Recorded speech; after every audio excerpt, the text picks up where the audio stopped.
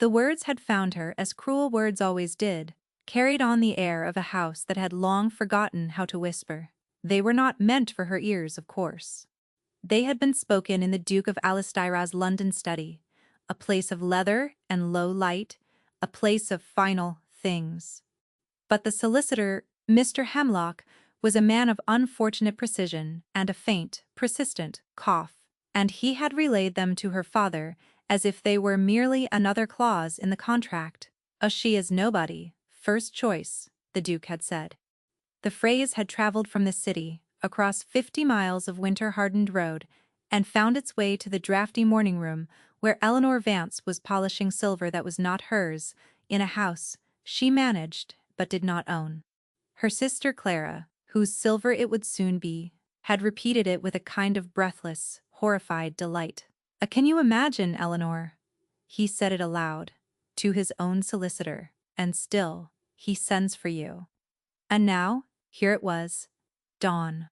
A pale, reluctant dawn that bled gray into the edges of the frosted window panes, promising a day as cold and colorless as all the ones that had come before. Below, in the courtyard, she could hear it. The crunch of iron-shod wheels on gravel, the jingle of harness leather, the low snort of a horse, impatient with the cold, the carriage. He had sent the carriage for her at dawn. A carriage bearing the ducal crest, sent to collect a woman he had already dismissed. It was an insult wrapped in an honor, a summons that was also a sentence. But, you must understand, a woman who is nobody's first choice has learned to live on scraps. She has learned the particular arithmetic of disadvantage, the calculus of the lesser evil. To understand why Eleanor Vance, a woman of quiet sense and even quieter pride, would walk out of her father's house to meet such a carriage, you have to understand the house she was leaving. You have to go back. 3 weeks earlier, the world had been smaller, and Eleanor's place in it precisely defined. She was the elder daughter, the plain one, the one who had not taken. At 28, she was firmly on the shelf, a useful piece of household furniture that one no longer bothered to dust for company. Her father, a man whose grief for his late wife had curdled into a kind of permanent genteel bewilderment, relied on her for everything. Eleanor managed the accounts, stretched the dwindling funds, placated the cook, and ensured the fires were lit. She was the invisible engine of the house. Her younger sister, Clara, was its ornament. Clara, with her bright hair and easy laughter, was preparing for a wedding that would be the saving of them all. She was marrying a viscountess' second son, a man with more prospects than personality, and the house was a whirlwind of dress fittings and guest lists. Eleanor's role in this whirlwind was practical, not celebratory. She was the one who sat late at night, her fingers smudged with ink, turning a list of necessary expenditures into a list of possible ones. She was the one who discovered the lace on their mother's wedding veil was yellowed and spent 2 days painstakingly cleaning it with lemon juice and sunlight, only to have Clara announce it looked a little old-fashioned and decide on new French lace instead. Eleanor had simply folded the veil and put it away, the scent of lemon and lost effort clinging to her hands. The low place, for Eleanor, was not a single moment of humiliation, but the steady, grinding erosion of 1,000 such moments. It was the way her father would ask her opinion on a matter of estate business, listen intently, and then turn to Clara to ask what she thought they should have for dinner, as if Eleanor's mind were a tool to be used and put away. It was the casual way Clara would call from the drawing-room, "Eleanor, dearest, could you? My hands are just newly lotioned," and expect her to fetch a fallen book or mend a tiny tear in her sleeve. She was useful. She had made a small, bitter peace with being useful, self-sufficient, she thought one evening, watching Clara preen before a mirror. The word for a horse that does not need to be fed. Then Mr. Hemlock had arrived. He was a man made of gray angles and dry paper, and he sat in her father's study, the one Eleanor was never invited into, but kept clean, and laid out a proposition that was so audacious so utterly outside the bounds of their small world, that her father had to ask him to repeat it twice. His Grace, the Duke of Alastair, required a wife. The Duke, a man whose name was a headline, whose grief was legendary. His young wife, the beautiful Isabella, had died a year before, leaving him with a title, a vast fortune, and a single silent child. The Tun had been waiting with bated breath to see which of its glittering daughters would be chosen to fill the empty seat beside him, and he had chosen a no one. He had sent his solicitor to them. Eleanor, A.A. business arrangement. Mr. Hemlock had clarified, his voice rustling like old parchment. His Grace is not seeking a love match. He is seeking a duchess. More pointedly, his daughter, the Lady Anne, requires a mother, a companion, a steadying presence. All previous governesses have failed. Her father, flustered, had looked from the solicitor to the portrait of his own late wife, as if seeking guidance. Abuta my Eleanor. Why her? Mr. Hemlock had consulted his notes. His Grace was made aware of Miss Vance's character, through a mutual acquaintance. The late Reverend Morris, I believe, he spoke of her capabilities. Her management of this household after her mother's passing, her work with the parish orphans, her steadiness, her usefulness, catalogued and presented as a virtue. Clara, who had been listening at the keyhole, had burst in, then, her eyes wide. A duchess, Eleanor, a duchess. The room tilted. A viscountess, second son, seemed a paltry prize now. The air grew thick, with the scent of ambition, sharp and metallic. Her father's bewilderment was fast being replaced by a frantic, grasping hope. This was not a marriage. It was a miracle, a rescue. But Eleanor saw the cage within the carriage. What are the terms? She asked, her voice quiet, but cutting through the sudden clamor. Mr. Hemlock's gaze shifted to her for the first time, and there was a flicker of something that might have been respect. The terms are generous, a significant settlement upon your family, a title for you, a home. In exchange, you will perform the duties of a duchess, oversee the household at Blackwood Manor, and above all, provide a stable environment for the Lady Anne. He paused. His Grace would require the contract to be signed by the end of the week. The trustees of the estate meet in a fortnight. The matter must be settled. A deadline. Of course there was a deadline. This was a transaction, not a courtship. I will not sign a contract, for my own life, with a solicitor, Eleanor said, the words surprising even herself. If the Duke requires a wife, he may speak to her himself. The thought was her own, a bitter echo of a lesson learned early, but the words were out. Mr. Hemlock had looked taken aback. Her father had looked horrified. Clara had looked at her as if she had just set fire to a winning lottery ticket. But the solicitor had merely nodded, a dry, dusty little movement of his head. Very well, Miss Vance. I shall convey your request to his Grace. 2 days later, a note had arrived, not a letter. A note. Stark white paper, a heavy black seal. Miss Vance, I will see you at my London residence. Thursday, 3:00. It was not a request, it was a summons, and that was how she found herself in the Duke's London house, a place so grand and silent, it felt more like a mausoleum than a home. She was led to the study, the very room where the damning words would later be spoken. The Duke of Alastair was not what she had expected. The gossip columns painted him as a tragic, romantic figure. The man who stood from behind a desk piled high with ledgers was tall and broad-shouldered, but he seemed contained, as if he were holding himself in a man braced for a blow that had already landed. His face was all sharp lines and shadows, his eyes a startling clear gray, and they held no romance at all. They held the cool, weary assessment of a man who had inherited more debts of feeling than of money, and had discharged both badly. He did not offer her a seat. Miss Vance, he said.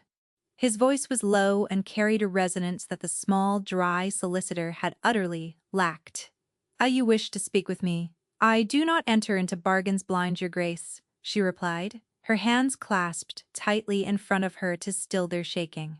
She had worn her best dress, a simple gray wool, and felt like a sparrow in a cage of eagles. This is not a bargain. It is a solution for you, perhaps. For me, it is a life. I have some questions. A. He gestured to a chair, a flicker of impatience crossing his features, before it was smoothed away into that implacable calm. He was a man, accustomed to obedience, not questions. She sat, her back straight. The Lady Anne. You say she needs a mother. What is wrong with her? His jaw tightened. It was the first crack in the marble facade. There's nothing wrong with my daughter. She is. Grieving. How? So, E does not speak. The words fell into the silent room. Not E speaks little. Not she is quiet. She does not speak. Since when? Eleanor pressed, her own voice softening. Since her mother, since the funeral. He looked away towards the window where the weak London sun was failing to penetrate the grime. The doctors say it is a malady of the will. The governesses say it is stubbornness. They have all failed, and you believe I will succeed. For the first time he met her eyes directly. The Reverend Morris said you have a gift for reaching the lost, the quiet ones. He said you sat with the Miller boy for 3 weeks after the fire, not speaking, just being there, until he finally told you what he saw. He paused. I do not believe in gifts, Miss Vance. I believe in patience.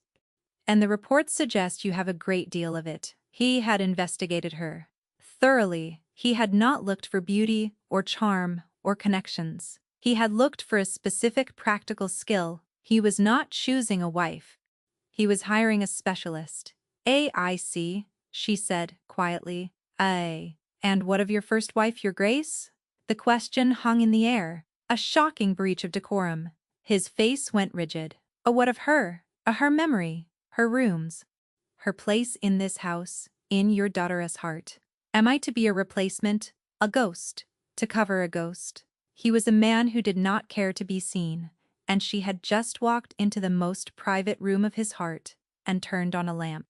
He stared at her, and for a long moment she thought he would call the footman and have her thrown out. Instead, a long, slow breath escaped him. A no, he said. The word rough. A no. That is the one thing I have been clear on with everyone. Her mother will not be erased. Her portrait will hang, her rooms at Blackwood will remain as they are. Anne must not feel she is betraying her mother by accepting you. It was the most honest thing he had said, an earned aphorism of grief. A new love is not a betrayal of the old, but a continuation of the heart's ability to hold more. He understood this, at least. Then, those are my terms, Eleanor said, feeling a strange surge of courage. I will have full authority over the nursery and Anna's care. No interference. Not from you, not from staff, not from any relations. She had heard whispers of a sister-in-law, a society vulture circling the estate, of the late Duchess's memory will be honored openly and without shame.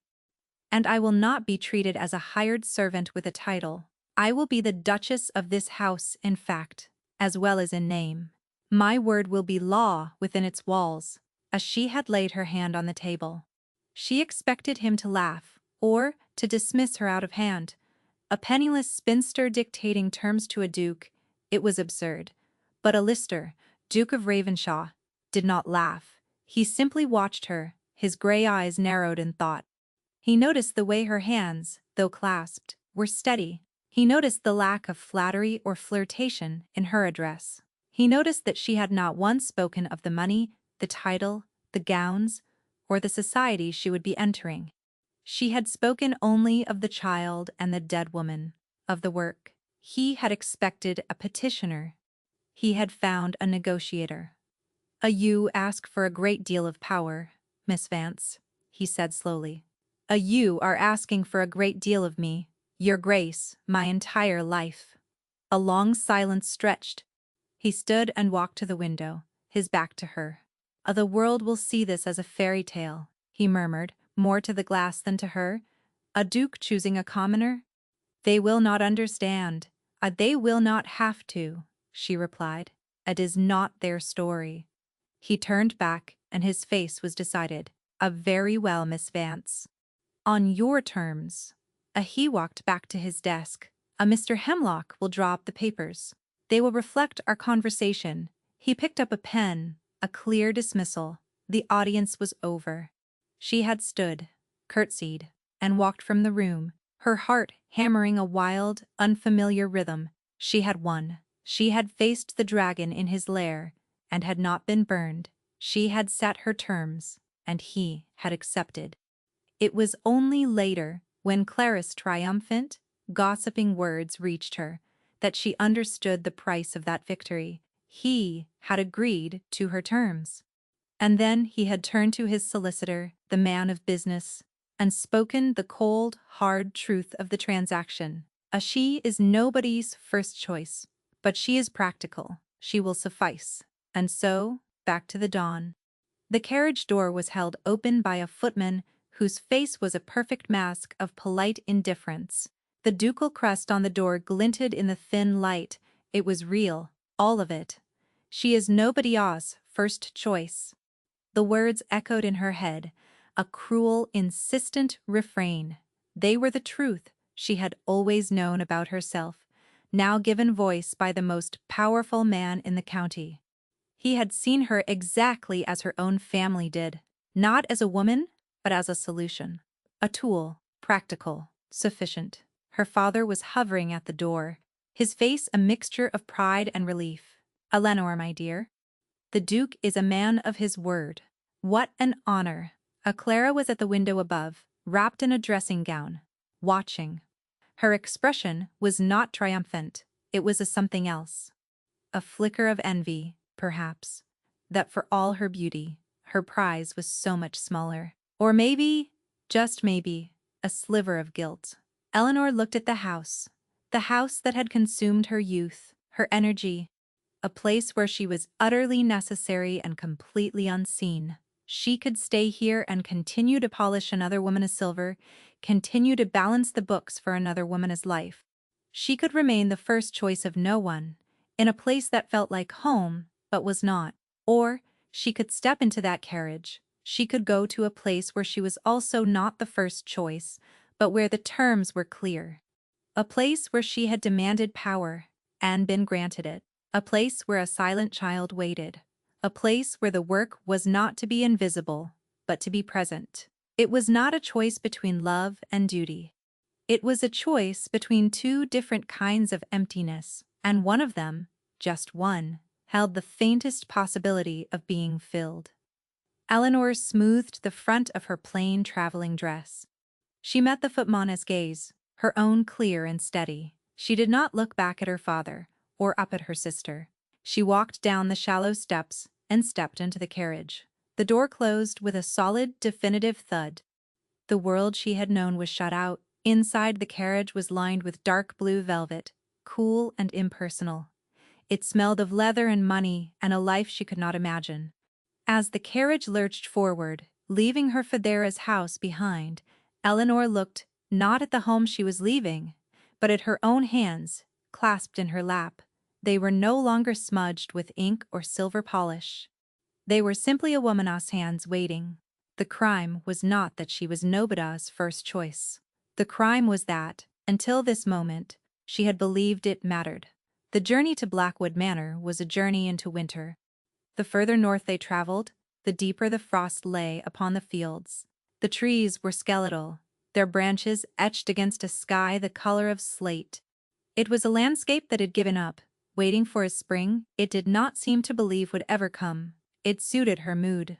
Blackwood was not a manor, it was a fortress. It rose from the landscape, a vast pile of gray stone that seemed to have absorbed all the color from its surroundings. It was magnificent and terrible.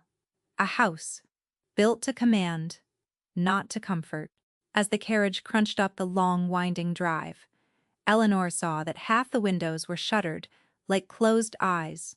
The house was sleeping, or mourning.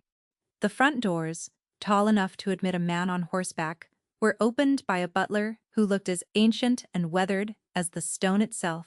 His name was Jennings, and his face was a study in professional gloom. He and the housekeeper, a formidable woman named Mrs. Croft, greeted her with the correct, chilling deference reserved for an unwelcome necessity. They did not see a duchess, they saw a problem. Another one. A Your Grace, a Jennings intoned, the title sounding alien and absurd. A welcome to Blackwood. The great hall was vast and freezing. A fire smoldered in a hearth large enough to roast an ox, but its heat was swallowed by the sheer volume of cold stone and shadowed air. Portraits of Alister Raw's ancestors, a long line of severe-looking men and pale, unhappy women, stared down from the walls. They were not welcoming, they were judging, and everywhere there was the presence of the absent Duchess, Isabella. Her portrait, a masterpiece of light and silk, dominated the grand staircase. She was exquisite, a creature of sunlight and laughter, her head tilted as if listening to a joke only she could hear. Eleanor felt a pang, not of jealousy, but of a profound and wearying pity. For the woman who was gone, for the man who was left, and for herself, the grey sparrow brought in to nest in the eagle's cold eyrie. His Grace is in the library, madam, Mrs. Pawn Croft said, her voice starched. He asked that you be shown to your rooms first, to refresh yourself. I will see the Duke now, Eleanor said.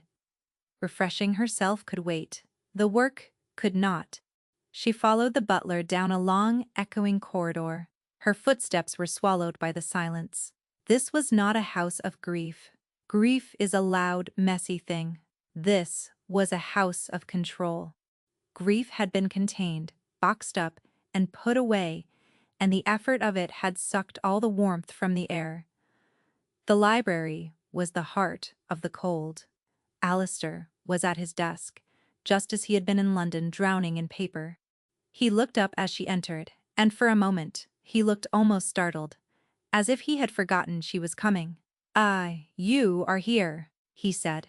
It was a statement, not a welcome. The carriage was efficient. "Ah," she replied, refusing to be cowed by the chill in his voice or in the room. "I told you my terms, your Grace. I would like to see my new domain." Starting with the nursery. Denout. He rose. He was taller than she remembered, and in his own home, he seemed larger, more solid. A pillar of ice? The nursery is in the east wing.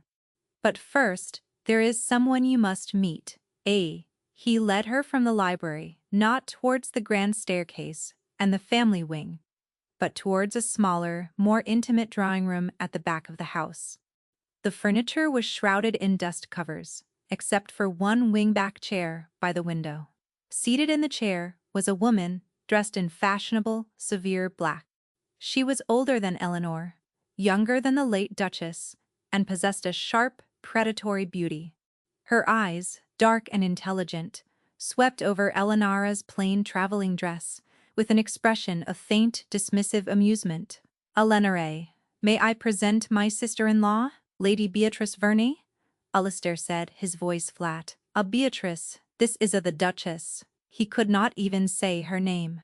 He had presented her as a title, a role. Lady Beatrice rose, a slow, graceful movement. So, you are the solution," she said, her voice a silken purr. How very practical." Alistair is always so practical. She extended a hand, but it was a gesture of inspection, not greeting. Eleanor placed her own hand in it, and Beatrice's fingers, cold and laden with rings, squeezed just a little too tightly. I am Isabella's sister. I have been overseeing the household since Hera's passing, and caring for my darling niece. Of course. Anne and I are very close. The claim was a flag, planted in conquered territory. This is mine. You are a trespasser. I am sure your assistance has been invaluable, Lady Beatrice," Eleanor said, her voice even. She withdrew her hand. But I am here now. The battle lines were drawn. Not with swords, but with polite, poisoned sentences in a cold drawing room. Alistair watched them both, his face unreadable. Men do not always care to be seen, but they are always watching. He was watching to see if his solution would hold, or if it would shatter at the first contact with the resident dragon. "I was just on my way up to the nursery to see Anne," Beatrice said, her smile not reaching her eyes. "And perhaps you would care to join me, Your Grace. She can be a particular. It is best if I introduce you." It was another power play. An attempt to position herself as the gatekeeper to the child. Thank you." "No," Eleanor said, turning to Alistair. My first meeting with the Lady Anne will be alone, as we agreed." She held his gaze. This was the first test of their bargain. Would he uphold it? Would he grant her the authority she had demanded? Alistair gave a slight, almost imperceptible nod. Beatrice," he said, his voice quiet but final. Leave us." Lady Beatricia's eyes flashed with fury, but she masked it instantly with a wounded look. Of course, Alistair. If you think it best, I am only thinking of the child, eh?" She swept from the room a rustle of black silk and barely contained resentment. The first skirmish was over. Eleanor had held her ground. "Now," she said, turning back to the Duke. The nursery, the east wing was different. It was the only part of the house that seemed to have been truly lived in. The wallpaper was faded, patterned with dancing fairies. There were scuff marks on the wainscoting, and yet it was as silent as the rest of the manor. A young nursery maid, with frightened eyes, let them in. The room was large and airy, with a bow window overlooking the gardens, now brown and brittle with frost. Toys were arranged on shelves with a rigid, unnatural tidiness. A doll's house stood open, its inhabitants frozen in a permanent, silent tea party. And in the window seat, a small figure was curled, looking out at the dead garden. This was Lady Anne.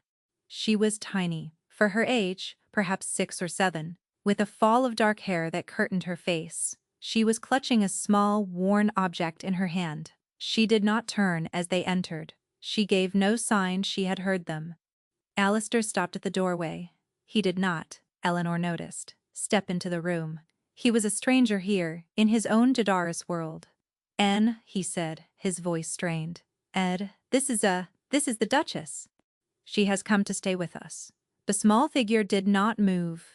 Eleanor walked slowly into the room, her heart aching for this tiny, silent creature. She did not approach the window seat. Instead, she walked to the bookshelves. They were filled with pristine, unopened books. Books for a much younger child. She ran her finger along the spines. They are lovely books," she said, her voice soft, speaking to the room, not to the child. But a bit dull, I should think, for a girl as clever as you." She turned not to the child, but to the Duke, still hovering at the door. "Your Grace, thank you for the introduction. You may leave us now." He looked from her to his daughter, a lost, helpless expression on his face. He, the master of all this, was powerless here. He nodded and retreated, closing the door softly behind him. Eleanor was alone with the silent child. She did not speak again. She did not try to coax or cajole. She simply went to the bow window, not to the seat where Anne was curled, but to the heavy velvet curtains.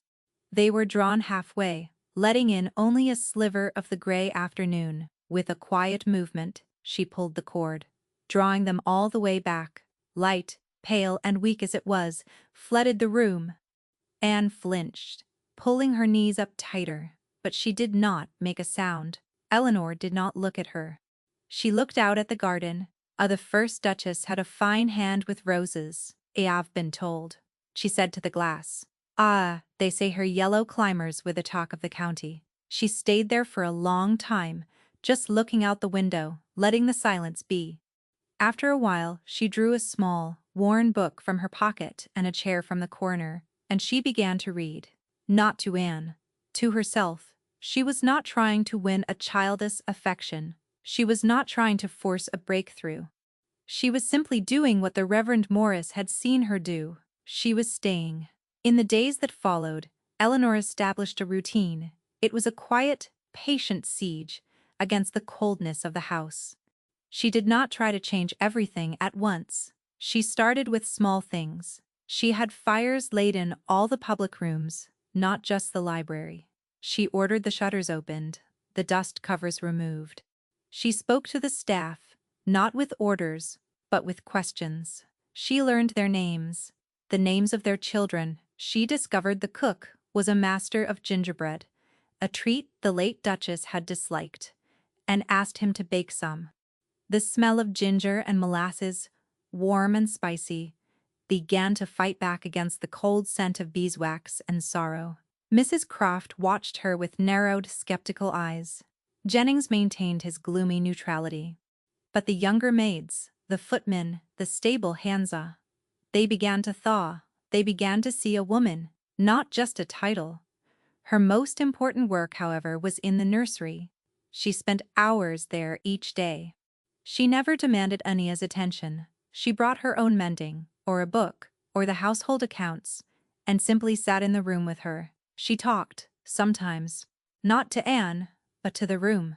She would comment on the weather, or a bird she saw outside the window, or a story she had read. She created a gentle murmur of life, a sound that asked for nothing in return. She learned the source of Ania's silence from a young, tearful nursery maid named Mary, and it was Lady Beatrice. "Your Grace," Mary whispered one evening, twisting her apron in her hands. After the funeral, Lady Anne was crying, making a fuss, you see, and Lady Beatrice, she took her aside. She told her that the late Duchess had been so tired, so ill, that noise and fuss had made her headaches worse. She said that Lady Anne's laughter had tired her mother out, that her singing, she used to sing all the time, Your Grace, that her singing had made her mother's illness last longer. The cruelty of it stole Eleanor's breath. A child made to believe her own joy was a poison. A daughter convinced she had helped kill her own mother with her happiness. It was a wound so deep and specific. It was a miracle the child had survived it at all. This was the lock she had to pick, and force would only break the key. So she changed her tactics. She started to hum soft, simple tunes. Hymns her own mother had taught her. She would hum as she mended a tear in a doll's dress, or as she tidied the books. She never sang the words. Just the melody, a low, continuous thread of sound. One afternoon, she was humming a simple country lullaby while sketching in a notebook. She was not a great artist, but she liked to draw the flowers in the garden, imagining them in bloom. From the corner of her eye, she saw a movement. Anne had uncurled from the window seat. She had crept across the floor and was standing behind Eleanor's chair, peering at the drawing. Eleanor's heart leaped, but she forced herself to remain still, to keep humming. She did not turn. She did not acknowledge the child's presence. She simply finished the sketch of a rosebud, then turned the page and began to draw a lily. A tiny finger reached out and touched the page. Eleanor stopped humming. The silence in the room was immense. A lily, a small voice whispered, so faint, it was barely a breath. Eleanor looked down. She was holding the small object Eleanor had seen her with before. It was a tarnished silver locket engraved with a single flower. A lily. Slowly, carefully, Eleanor put her sketchbook down. She looked at Anne, truly looked at her, for the first time. The child's face was thin and pale, dominated by her father's solemn gray eyes, but in them, for the first time, there was not fear or emptiness. There was a question. "A yes, Eleanor said, her voice gentle. "A lily? For your locket." Anne looked down at the locket in her hand, then back at Eleanor. She said nothing more. She turned and fled back to the safety of her window seat. It was not a conversation, it was not a breakthrough, but it was a beginning, a single word, offered like a truce. That evening, Alistair found Eleanor in the main library, not his private study. She was poring over books on gardening. "I did not know you had an interest in horticulture," he said, his voice less guarded than usual. He had been appearing more often in the evenings, drawn from his study by the warmth of the fire, or the scent of gingerbread, or something else he could not name. "I am planning the spring planting for the formal gardens," she said, not looking up. There is no need. The gardeners have their instructions. The beds are planted with white roses. They were Isabella's favorite. I know," she said. They will remain. But the east-facing border, the one under the nursery window, is empty. I thought, it might be nice to plant lilies there." He was silent for a moment. Lilies?" She finally looked up at him. For Anne," she said simply.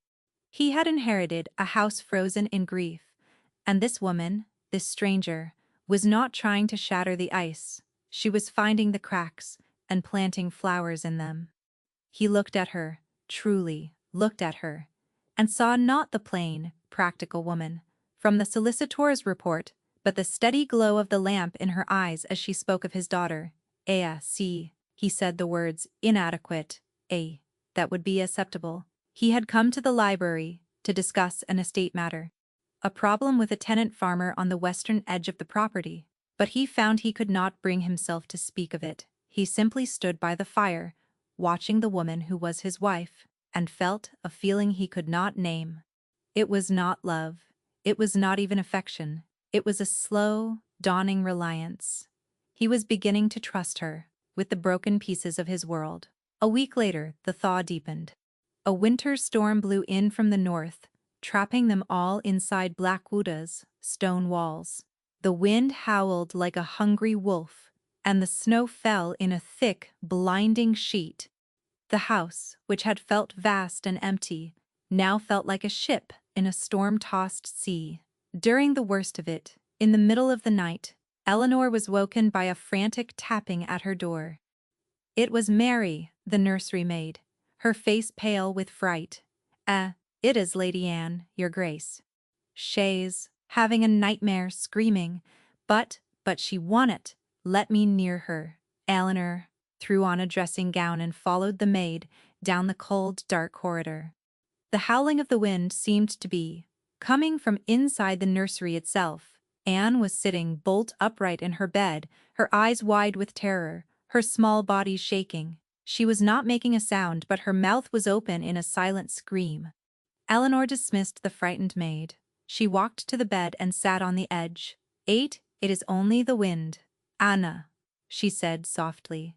It is a loud and rude guest, but it cannot get in. We are safe in here." Anne stared at her, her breath coming in ragged gasps. Her terror was real, a primal fear that the storm had unlocked. Eleanor began to hum the same simple country lullaby. She did not reach for the child.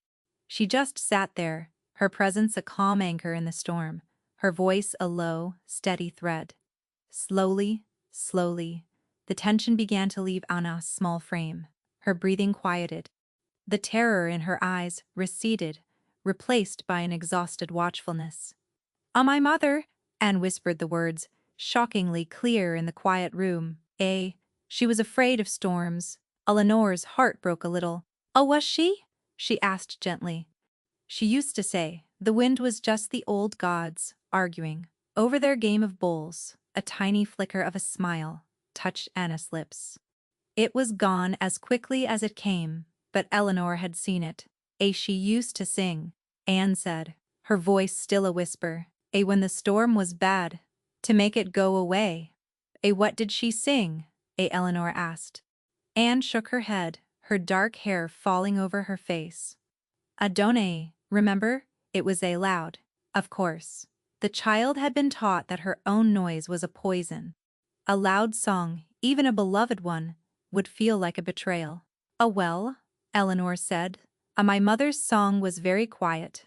It was a hymn, and she began to sing, her voice soft and clear in the stormy darkness. It was a simple hymn of reassurance, of light in the darkness, of a safe harbor. She sang all the verses. When she was finished, the silence returned, but it was a different kind of silence. It was peaceful. Anne had curled onto her side, her eyes closed. She was not asleep, but she was calm. As Eleanor stood to leave, a small hand shot out and grabbed the sleeve of her dressing gown. Stay, the child whispered. It was the first request. The first time Anne had asked for something, instead of just enduring. Eleanor sat back down. She took the small hand in her own. It was cold, but it clung to her with surprising strength. She stayed there, holding the child's hand, until the storm passed, and the first gray light of dawn appeared at the window. She must have dozed off, because she was startled awake by the door creaking open. Alistair stood in the doorway. He was fully dressed, his face etched with worry. He had clearly been up all night, listening to the same storm. He saw her, slumped in the chair, her hand still holding his daughter's. He saw his daughter sleeping peacefully for the first time in a year. He did not speak, he simply crossed the room, took a heavy wool blanket from the end of the bed, and gently draped it over Eleanor's shoulders. It was a small gesture, a simple act of care, but for Eleanor, who had spent a lifetime providing warmth without ever receiving it, it was everything. It was the first crack in the ice of her own heart. He had not said her name. He had not offered a word of thanks. He had simply seen a need and met it. He noticed effort. He retreated as silently as he had come, leaving Eleanor wrapped in the warmth of the blanket. The weight of it, a strange and welcome comfort. She looked at the sleeping child, her face relaxed and peaceful in the morning light. She had come to this house as a solution, a bargain. But as the sun rose, casting a pale, hopeful light over the snow-covered grounds, she felt a dangerous, unfamiliar emotion begin to stir. It felt a little like hope. The arrival of Lady Beatrice was heralded not by a carriage, but by a palpable drop in the household temperature. She swept in 2 weeks before Christmas, a flurry of black silk and expensive French perfume, ostensibly to help with the holiday preparations, but in reality, to inspect the new regime and find it wanting. "Ah, my dear Duchess," she said, her smile a slash of red in her pale face.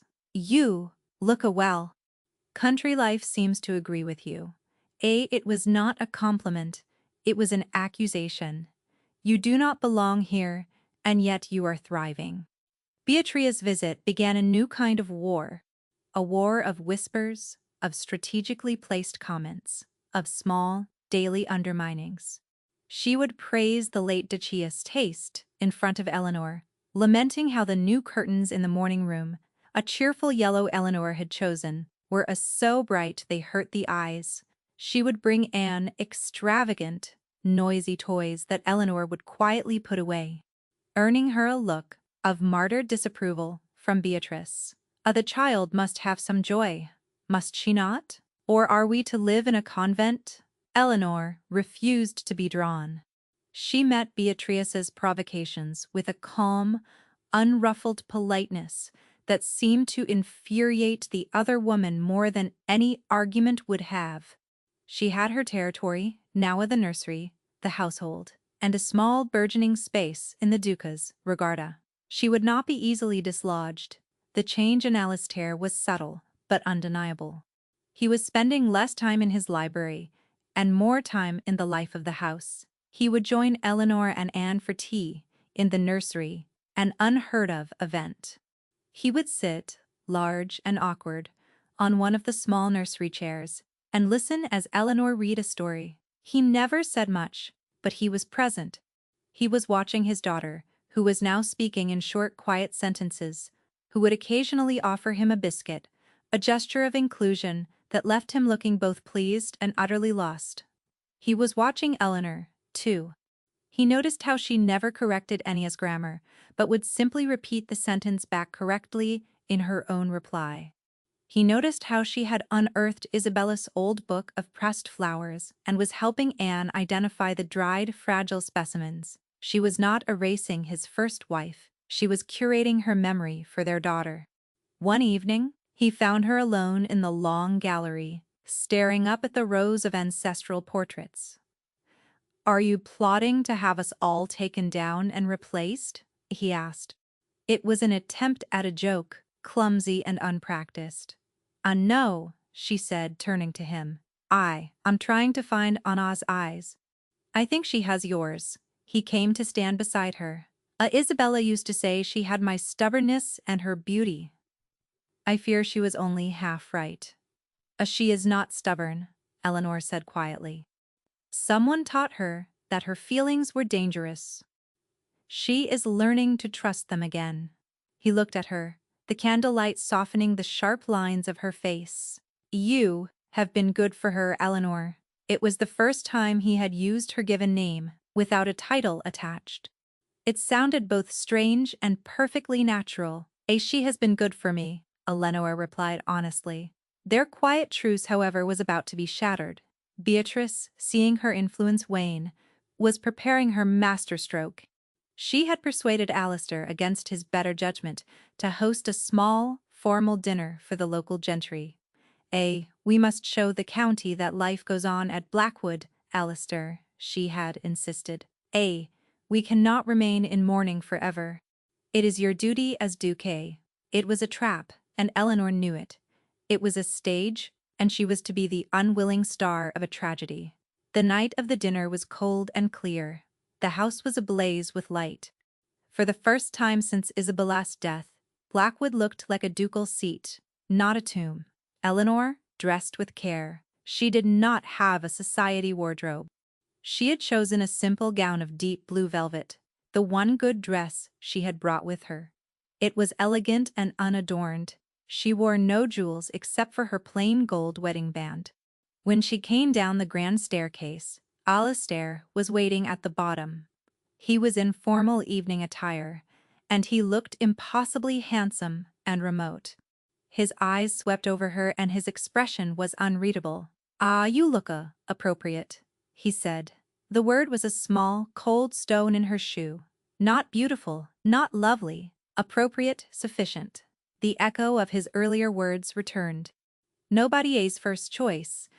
Beatrice, by contrast, was a vision in black lace and diamonds. She glittered with malice. The dinner was an ordeal. Eleanor was seated at the head of the table, opposite her husband. She was flanked by a bluff country squire who wanted to talk about crop rotation, and a bishop who wanted to discuss the state of his soul. She navigated the conversations with a quiet grace, her years of being a useful, invisible listener now serving her well. But she was aware, constantly, of Beatrice's watchful eyes. The trap was waiting to be sprung. It came with the dessert. Beatrice, with a tinkling laugh, raised her glass. Toast, she said, her voice carrying across the table. To our new Duchess. So brave, to take on such a challenging role. She paused, letting the implication hang in the air. I must confess, when Alistair first told me of his plans, I was shocked. We all were we not? We all expected him to choose from from among our own, a love match to heal his broken heart. The table went silent. All eyes were on Eleanor.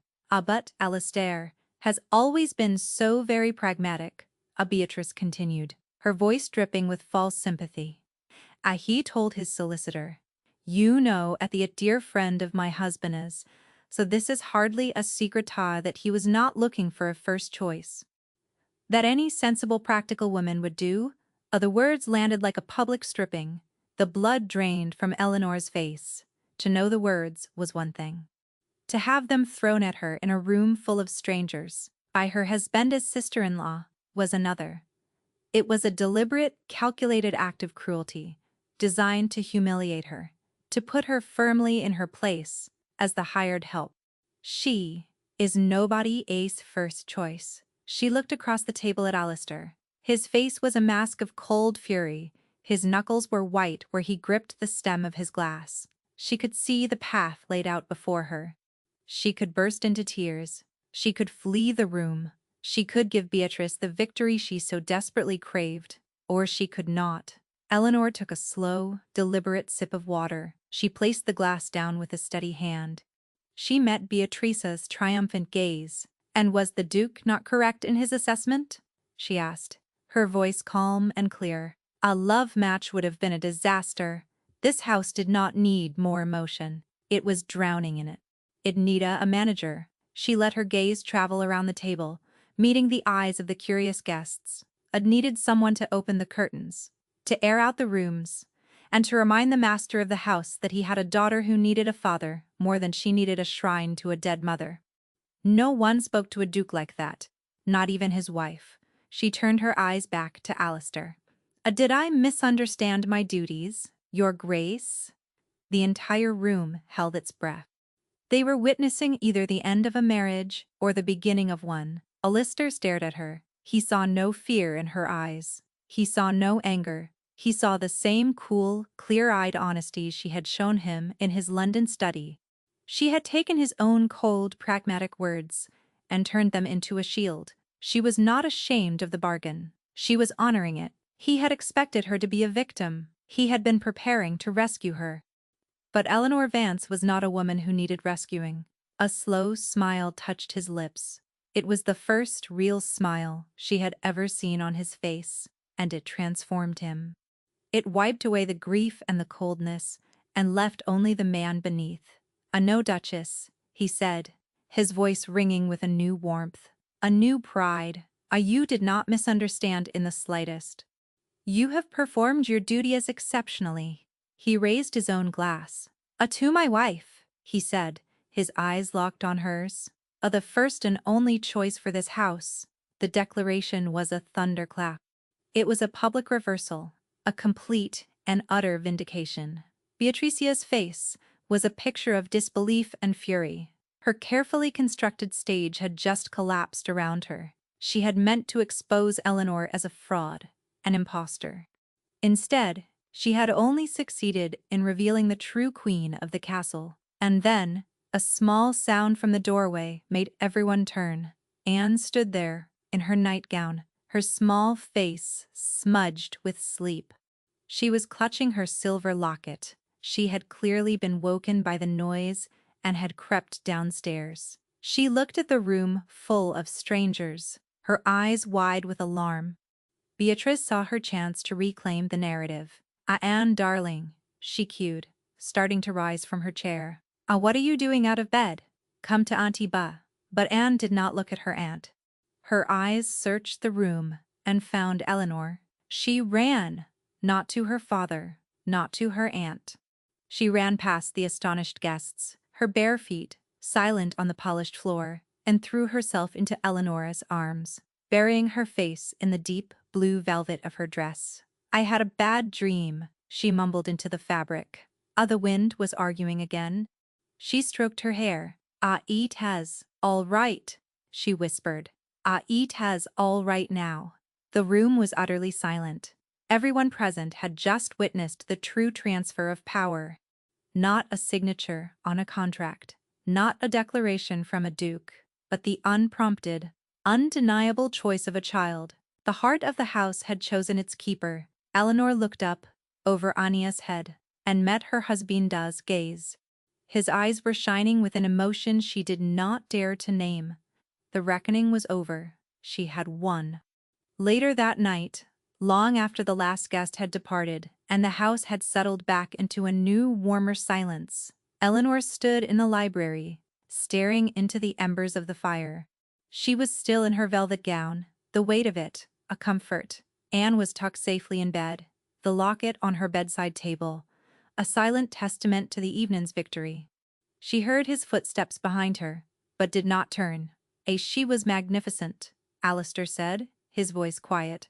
He came to stand beside her, his shoulder almost touching hers.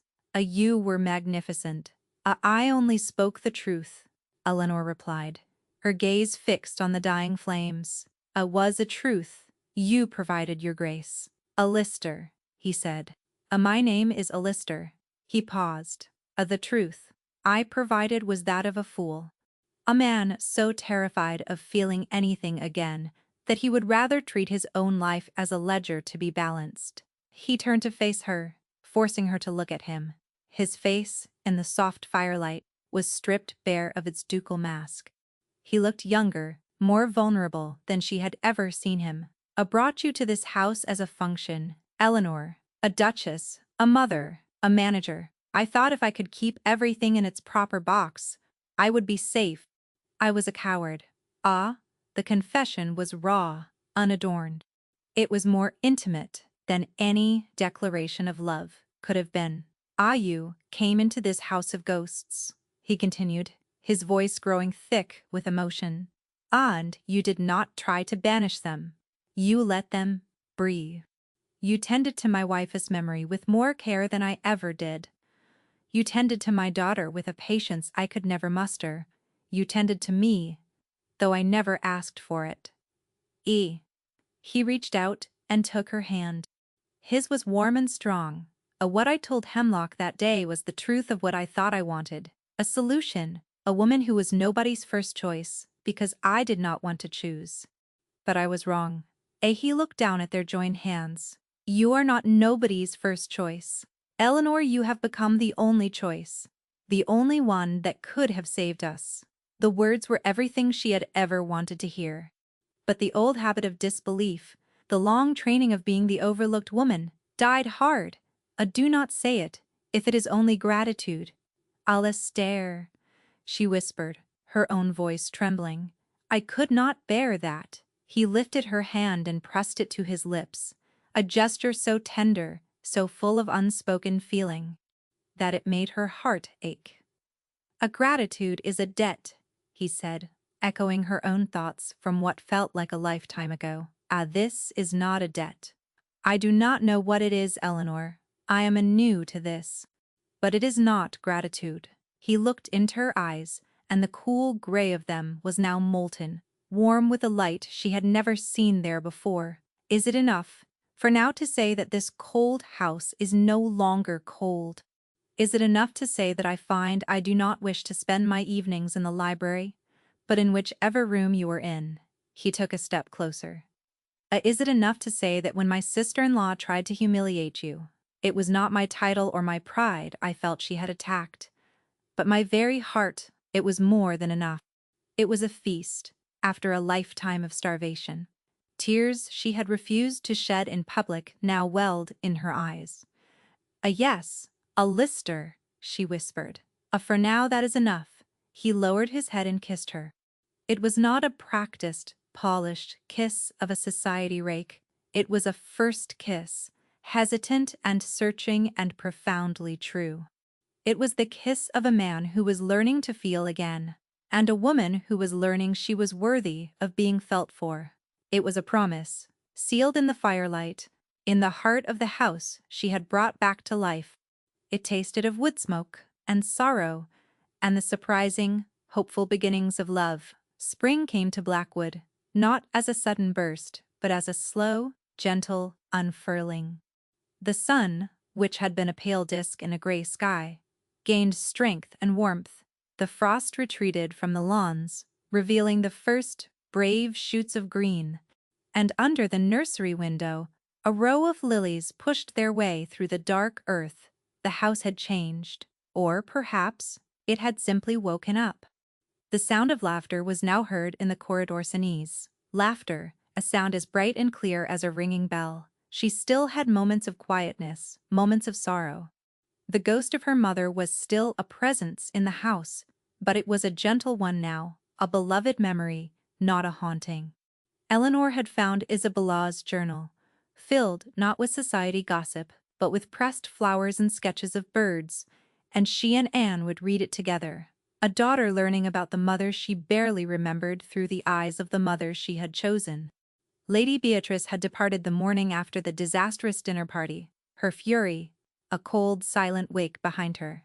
A letter had followed from her husband, the Duca's solicitor's friend, full of blustering apologies.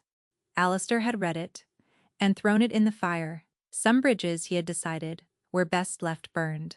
The life Eleanor and Alastair built was quiet, undramatic. It was forged in the small moments. A walk in the gardens, his hand resting lightly on the small of her back. An evening in the library, reading their own books in a companionable silence that was no longer empty but full. He was a man rediscovering his own home, his own heart, through her eyes. He learned the names of the gardeners, the history of the tapestries, the favorite cake of his own daughter.